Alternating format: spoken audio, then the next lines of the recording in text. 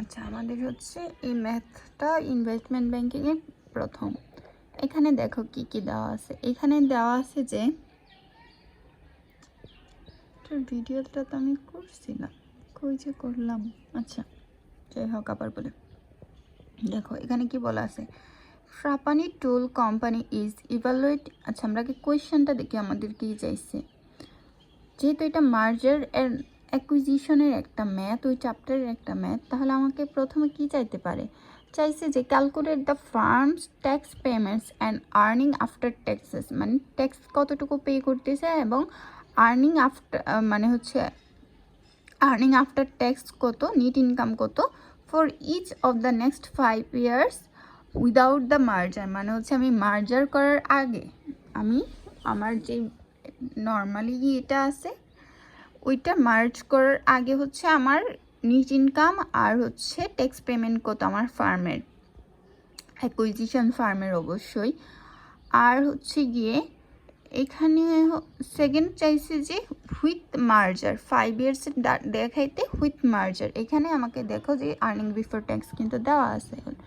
আচ্ছা, মার্জের পরে হচ্ছে আমার নেট ইনকাম আর ট্যাক্স পেমেন্ট কত হবে সেটা বের করতে। তারপর what are the total benefits associated the tax losses from the মার্জার।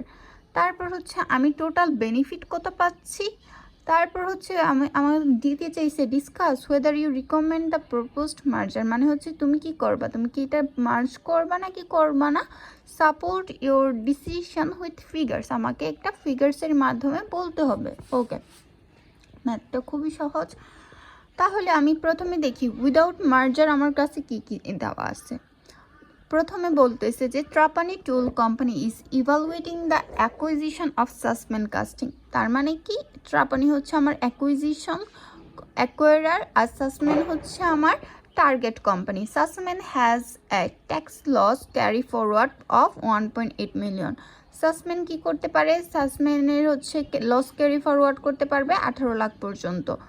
ট্রাপানি can purchase সাসমেন for 2.1 million। ট্রাপানি যদি সাসমেনকে পারচেস করতে চায় তাকে কত টাকা সাসমেনকে দিতে হবে, 21 lakh. It can sell the assets for 1.6 million their book value. মানে হচ্ছে ট্রাপানি কি করতে পারবে, এই যে সাসমেনের তো কিছু সম্পদ রয়ে গেছে, সেগুলো তো ট্রাপানির দরকার নাই, সেগুলো কি করতে পারবে, বিক্রি করে কত টাকা পাবে, 16 লাখ টাকা পাবে। Trapani expects its earning before taxes in the 5 years after the merger to be as shown in the following table। মানে মার্জার করার পর হচ্ছে তার কি হতে পারে, মানে বেসিক্যালি তার 5 ইয়ারের আর্নিংস দেওয়া আছে 1,50,000, 4 লাখ, 4,50,000, 6 লাখ, 6 লাখ। এখন প্রি মার্জারের আগে, আমি মার্জ করার আগে হচ্ছে আমি তার কি বের করব, ট্যাক্স পেমেন্ট বের করব আর হচ্ছে আর্নিং আফটার ট্যাক্স বের করব। তাহলে তার আর্নিংয়ের উপর আমি যদি এইখানে দেখো লাস্টে কি বলা আছে, the expected earning given are assume to fall within the annual limit that is legally allowed for application of the tax loss carry forward resulting from the proposed merger। এখানে হচ্ছে যদি আমি মার্চ করি তাহলে আমি আমার ট্যাক্সকে লস ক্যারি ফরওয়ার্ড করতে পারবো, এগুলো লাগবে না। লাগবে হচ্ছে Trapani is in the 14% tax bracket. আমার ট্যাক্স রেট হচ্ছে গিয়ে 14%। তাহলে আমি আর্নিংস বিফোর ট্যাক্সের উপর যদি 40% করি তাহলেই তো হচ্ছে আমি এখানে ট্যাক্স পেমেন্টটা পেয়ে যাবো উইদাউট মার্জারের ক্ষেত্রে। তারপর আর্নিংসের ক্ষেত্রে যদি ট্যাক্স লাইবিলিটি বাদ দিই তাহলে আমি কি পেয়ে যাই, নিট আর্নিংস আফটার ট্যাক্সেস পেয়ে যাইব, তাই না। তাহলে প্রি মার্জারের আগে আমার শুধু আর্নিংসটা বসাবো, সবগুলো টোটালের জন্য আরেকটা ঘর দিব। তারপর হচ্ছে ট্যাক্স লাইবিলিটি, এটা 40%, সবগুলো আর্নিংসে 40% বসাইছি, এটা হচ্ছে এটার যোগফল, এটা এখানে মাইনাস চিহ্ন দিতে যাবে।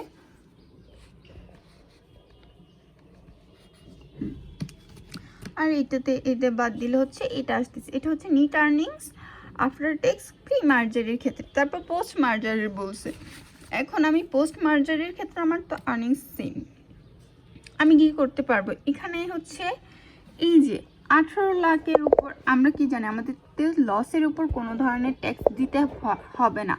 যদি আমি সাসমেনের সাথে হচ্ছে মার্জ করি তার মানে কি, আমি এখানে এই যে 18 লাখের উপর হচ্ছে কি পাবো, ট্যাক্স অ্যাডভান্টেজ পাবো। সেই জন্য আমরা দুইটা সেলের কাজ একসাথে করব। আমরা লস ক্যারি ফরওয়ার্ড করব কত পর্যন্ত, এই যে 22 লাখের মধ্যে আমরা কত পর্যন্ত করতে পারবো, 18 লাখ পর্যন্ত হচ্ছে আমরা লস ক্যারি ফরওয়ার্ড করতে পারবো। তাহলে প্রথম বছর আমি আসলে প্রথম বছরে লস কতটুকু দেখাইতে পারবো, যতটুকু আমার আর্নিংস হয়েছে আমি তো অ্যাটলিস্ট ততটুকুই হচ্ছে এটার লস শো করতে পারবো, তার থেকে তো বেশি আমি কখনো মিক্স দিতে পারবো না। সেই জন্য আমি এখানে সর্বোচ্চ প্রথম বছরে কতটুকু লস দেখাইতে পারবো, যতটুকু হচ্ছে আমার আর্নিংস আছে। সেই জন্য এখানে এটা থেকে যদি বাদ দিই, 18 লাখ থেকে যদি 1,50,000 বাদ দিই, তাহলে হচ্ছে 16,50,000। এভাবে যদি 4 লাখ বাদ দিই 12 লাখ, এভাবে 4,50,000 বাদ দিলে 8 লাখ, 6 লাখ বাদ দিলে থাকে হচ্ছে এখানে করার পর 2 লাখ, আর হচ্ছে আমার থাকবে হচ্ছে 4 লাখ। এটা তুমি ক্যালকুলেট করলেই বুঝবাই যে 2 লাখ বাদ দিব, এখানে 6 লাখ বাদ দেওয়ার পর ধরো 18 লাখ পর্যন্ত ক্যারি ফরওয়ার্ড করতে পারবো না। এখানে হচ্ছে আমার টোটালি আইসা পড়ে হচ্ছে 2 লাখ পর্যন্ত আমি আমার অবশিষ্ট আছে, কিন্তু আমার এখানে নিট আর্নিংস কত আছে, 6 লাখ। তাহলে 6 লাখ থেকে আমি কতটুকু নিব, শুধু 2 লাখ নিব, যেহেতু আমার আর 2 লাখ বাকি আছে এখানে। তারপর এইখানে 2 লাখ থেকে এই যে 4 লাখটা আমার বাকি আছে আর্নিংস, একটু পর্যন্ত হচ্ছে আমি লস ক্যারি ফরওয়ার্ড করতে পারবো না। আমরা যদি সিম্পলি এখান থেকেও দেখি যে আমার টোটাল ইনকাম হচ্ছে 22 লাখ, আমি লস ক্যারি ফরওয়ার্ড করতে পারবো 18 লাখ, তাহলে 22 থেকে 18 যদি আমি বাদ দিই, আমার কাছে আমি কতটুকু পর্যন্ত হচ্ছে আমার ট্যাক্স দিতে হবে, তাহলে এই বাকি পোর্শনের উপর ট্যাক্স দিতে হবে, বাকি পোর্শন হচ্ছে আমার 4 লাখ। তার মানে এগুলো হচ্ছে আমার টোটাল ট্যাক্সেবল আর্নিংস। যেহেতু এগুলো আমার লসের উপর তো আমরা ট্যাক্স দেই না, সেই জন্য আচ্ছা এখানে হচ্ছে আমরা ট্যাক্সেবল আর্নিংসটা কিভাবে দিব, 1 - 2, এই যে এই দুইটা, এটাকে কিন্তু আমরা আনবো না, আমরা ট্যাক্সেবল আর্নিংস দেখবো 1 - 2, এটা করলে আমরা পাবো ট্যাক্সেবল আর্নিংস। এখন ট্যাক্সেবল আর্নিংসের উপর কি করি, আমরা ট্যাক্স লাইবিলিটিস ধরি, শূন্যের উপর তো সব কিছু শূন্য, আর 4 লাখের উপর 40% হবে 1,60,000, তার মানে আমার ট্যাক্স লাইবিলিটিস হচ্ছে শুধু 1,60,000। এখন আফটার ট্যাক্স আর্নিং কীভাবে বের করবো, এই যে আর্নিংস, এই যে ট্যাক্স লাইবিলিটিস, এইটা থেকে এগুলো বাদ দিব, কার থেকে কাকে বাদ দিচ্ছি এটা এখানে ম্যান্ডেটরি মনে রাখতে হবে আমার, নাহলে এখানে গুলাই ফেললে ঝামেলা আছে। প্রথমে বাদ দিচ্ছি ট্যাক্সেবল আর্নিংসের জন্য 1 থেকে 2, আর আফটার ট্যাক্স আর্নিংসের জন্য বাদ দিচ্ছি 1 থেকে 5।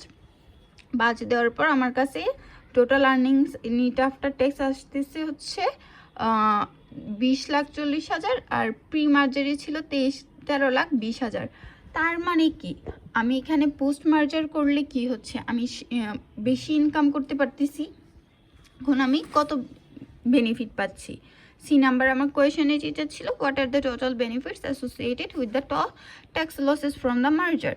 আচ্ছা এখানে বলছে ইগনোর প্রেজেন্ট ভ্যালু, আমাকে এখানে প্রেজেন্ট ভ্যালুতে নিতে বলে নাই, তো নিতে যেহেতু বলে নাই আমরা নিব না, আমাকে রেটও দেওয়া নাই এখানে। Post merger after tax earnings, pre merger after tax earnings, তার মানে আমি এখান থেকে বেনিফিট পাচ্ছি কত, 7,20,000 এটা পাচ্ছি। এখন আমাকে কি বলছিল, discuss whether you recommend the proposed merger support your decision। এখন আমি কি বলবো, যে আমি তো নিব, তাই না, আমি হচ্ছে নিব যেহেতু আমি বেশিটা ইনকাম করতে পারতেছি। এখন এখানে একটা কথা আছে, এখানে হচ্ছে যে আমি তো হচ্ছে ট্যাক্স কম পাচ্ছি, সেই জন্য আমি নিচ্ছি, ট্যাক্স মানে হচ্ছে আমার ট্যাক্স কম দিতে হচ্ছে, আমি বেনিফিট পাচ্ছি। কিন্তু আমি যখন সাসমানকে হচ্ছে কি করব, অ্যাকোয়ার করব, তখন কি হচ্ছে আমার, আচ্ছা এখানে হচ্ছে আমরা বেনিফিট পর্যন্তই রাখতেছি, এখানে আমরা কোনো দিব না, মানে হচ্ছে কিছু বলবো না, আমরা শুধু এখান থেকে বুঝতেছি যে আমি বেনিফিট পাচ্ছি, কোনো স্টেটমেন্ট দিব না। এখন আমি বেনিফিট পাচ্ছি, আচ্ছা আমাকে ট্যাক্স কম দিতে হচ্ছে যেহেতু আমি এখানে লস ক্যারি ফরওয়ার্ড করতে পারতেছি, কিন্তু আমি যখন ট্রাপানি যখন সাসমানকে অ্যাকোয়ার করবে, এখানে একটা বলা ছিল না যে আমি পারচেস করতে হলে আমাকে কত দিতে হবে, 21 মিলিয়ন টাকা দিয়ে ওকে কিনতে হবে, আর তার তো আমি এখান থেকে 21 মিলিয়ন থেকে লস ক্যারি ফরওয়ার্ড 21 মিলিয়ন থেকে আমি পাচ্ছি কত, 16 লাখ, আমি ওর অ্যাসেট সেল করলে পাচ্ছি 16 লাখ। এইখান থেকে এখন আমাকে দেখতে হবে যে আমার কস্ট কত আসতেছে, যে 21 লাখ তো আমি ওকে দিয়ে দিচ্ছি, কস্ট অফ অ্যাকুইজিশন এটা আমি দিয়ে দিচ্ছি। আবার ওর ওর জিনিসপত্র সেল করে আমি পাচ্ছি 16 লাখ। তার মানে আমার নিট কস্ট কত পড়তেছে? 5 লাখ। আমার নিট কস্ট যদিও 5 লাখ, কিন্তু আমি ওর সাথে মার্জ করার পর আমি 7,20,000 পাচ্ছি। তাহলে আমি নিট কস্ট যদি আমার এখান থেকে চলে যায় 5 লাখ, আমি এখানেও 2,20,000 টাকা হচ্ছে ইনকাম করতে পারতেছি, বেশি ইনকাম করতে পারতেছি। এই জন্য আমরা এখন আইসা বলবো যে হ্যাঁ আমি হচ্ছে নিব। Since post merger earning 7,20,000 which is higher by 2,20,000 টাকা from cost of merger, therefore I would suggest Trapani for acquisition to achieve this company for achieving this company to achieve this additional 2,20,000 টাকা। এটা হচ্ছে আমি ওকে prefer করলাম এখন, যেহেতু আমার coast থেকে আমি হচ্ছে বেশি বেনিফিট পাচ্ছি। তারপর এখানে স্যারের আরেকটা ফাইল ছিল, ওই যে RRR নামে মনে হয়, ওইখানে কি ছিল? CAPM এর কিছু ম্যাথ ছিল। এই CAPM এর ম্যাথ হচ্ছে তুমি কোথায় করে আসছো? তুমি হচ্ছে ক্যাপিটাল বাজেটিংয়ে করে আসবা, চ্যাপ্টার 14-এ। তো সেই জন্য হচ্ছে, আর এটা তো তুমি জানো যে কীভাবে প্রাইস বের করতে হয়, কীভাবে হচ্ছে তোমাকে রেট অফ CAPM মডেলের মাধ্যমে বের করতে হয়, সেগুলো জানো। এগুলো স্যারও করায় না এই ক্লাসে। তারপর হচ্ছে আরেকটা এক্সচেঞ্জ রেটের ম্যাথ ছিল, এক্সচেঞ্জ রেটের ম্যাথ। ওয়েট,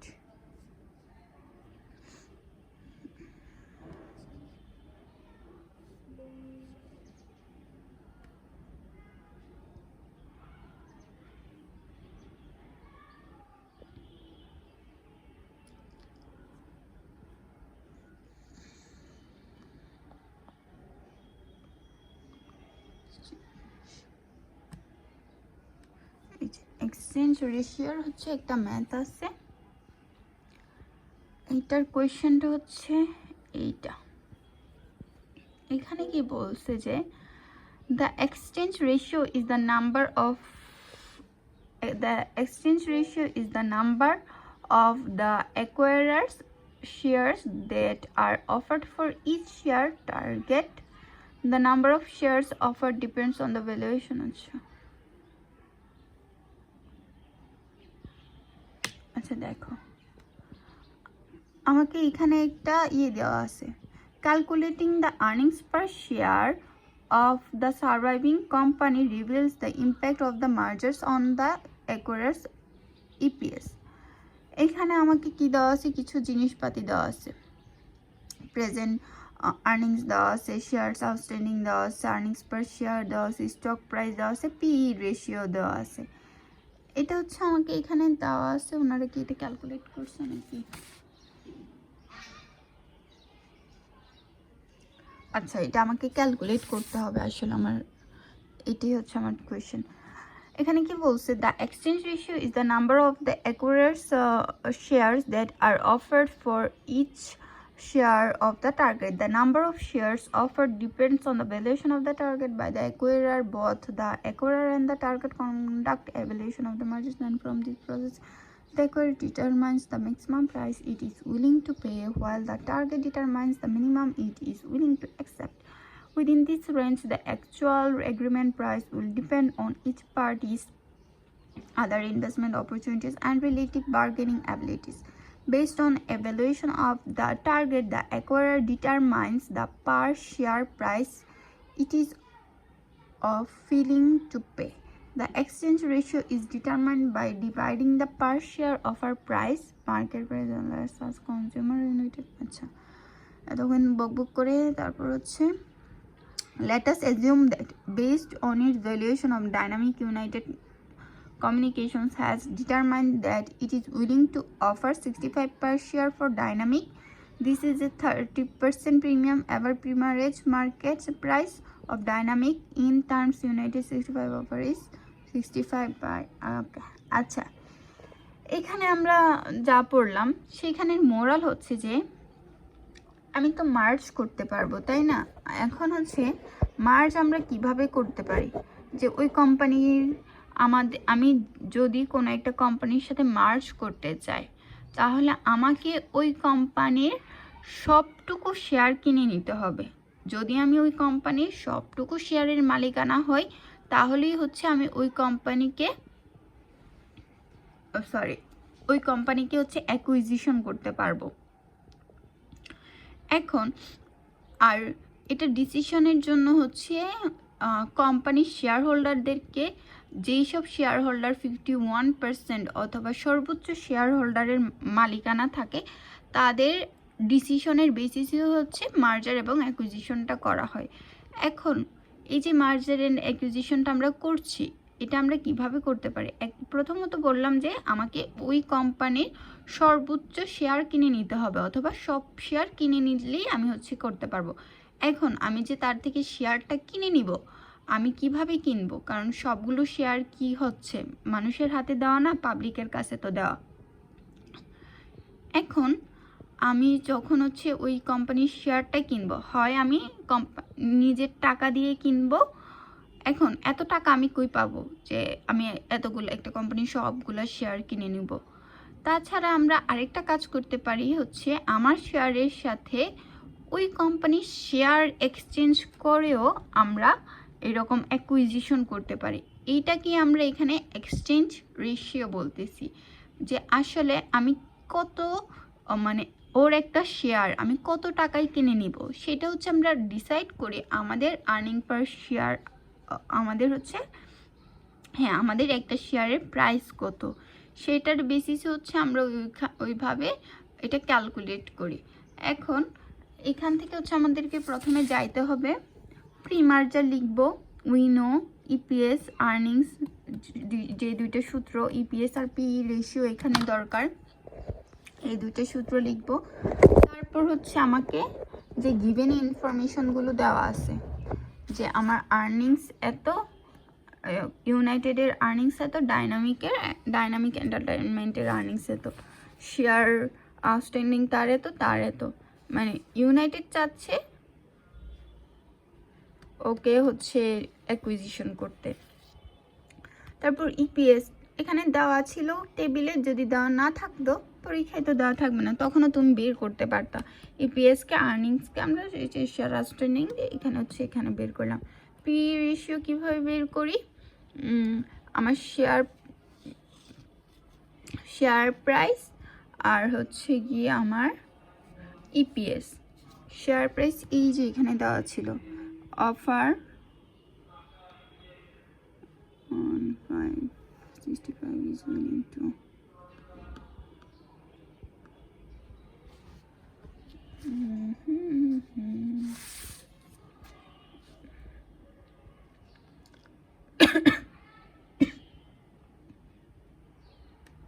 ওই যে এই টেবিলটাই হচ্ছে আমাকে দেওয়া ছিল, আমার স্টক প্রাইস 150 এগুলো তোমাকে দেওয়া থাকবে পরীক্ষায়। তো আমি এখান থেকে পি রেশিওটা বের করার পর এটা হচ্ছে আমার প্রি মার্জারের কাজ ছিল। এখন আমি পোস্ট মার্জার যখন করছি, তখন দেখো ওরা আমাকে একটা কি দিয়ে দিছে, শর্ত দিয়ে দিছে, যে যদি আমি হচ্ছে অ্যাকুইজিশন করি, মানে হচ্ছে শেয়ারের মাধ্যমে যদি আমি এক্সচেঞ্জ করি, আমার শেয়ারে যে বর্তমান ভ্যালু আছে সেটার প্রাইস বেড়ে যাবে, সেটার 30% প্রিমিয়াম দিয়ে আমাকে হচ্ছে মার্জ করতে হবে। এই যে দেখো 30% premium above the pre merger market price of dynamic. তার মানে কি, আমার ওই কোম্পানির ডাইনামিক এন্টারটেনমেন্টের যেটা মার্কেট প্রাইস আছে বর্তমানে, সেটা 30% এক্সট্রা দিয়ে হচ্ছে আমাকে ওর শেয়ারের সাথে এক্সচেঞ্জ করতে হবে। কারণ এখানে একটা স্যার রিজন বলছিল যে আমি ধরো যখন কোনো একটা কোম্পানি অ্যাকুইজিশন অথবা মার্জারে যায়, তার শেয়ার প্রাইস সাথে সাথে বেড়ে যায়। কেন বেড়ে যায়? কারণ এটা হচ্ছে মার্কেটে আমরা জানি এখন আমাদের শেয়ারগুলো, পাবলিকের শেয়ারগুলো সেল হবে। এখন যখন আমি জানি যে আমার প্রোডাক্ট সেল হবে, তখন কি করব? আমি দাম বাড়ায় দিব না, তখন তো আমি অবশ্যই দাম বাড়ায় দিব। সেই জন্য যেহেতু আমরা জানি যে আমরা যখন অ্যাকুইজিশন করতে চাই ওই কোম্পানিকে, তার প্রত্যেক মানে হচ্ছে 100% শেয়ারের মালিকানা থাকতে হয়। সেই জন্য যে পাবলিক জানে যে এখন পাবলিকের শেয়ার বিক্রি হবে, সেই জন্য হচ্ছে তারা দাম কমে হচ্ছে সেল করবে না, তারা দাম বাড়ায় দিবে। এখন এখানে 30% থাকতে পারে, এখানে 50% থাকতে পারে, মানে যখন যেটা থাকে আমরা প্রিমিয়াম